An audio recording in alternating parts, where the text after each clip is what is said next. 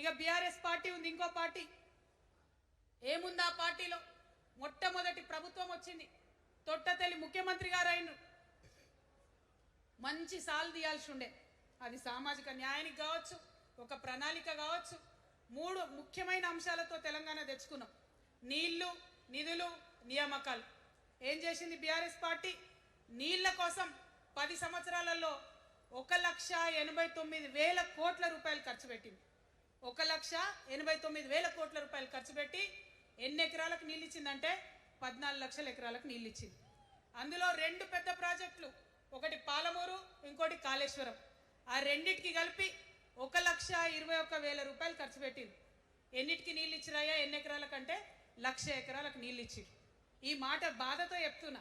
నేను కూడా బీఆర్ఎస్ అప్పుడున్న టీఆర్ఎస్కి నేను కూడా నా రక్తాన్ని, నా చెమటని, నా సమయాన్ని కుటుంబంతో పిల్లలతో గడపాల్సిన టైంలో ఇల్లు కూలితే వచ్చిండ్రా? రైతులకు వర్ష బీభత్సమై మొత్తం పొలాలు మునిగిపోతే వచ్చిండ్రా? చేవెళ్ళ దగ్గర బస్ యాక్సిడెంట్ అయితే వచ్చిండ్రా?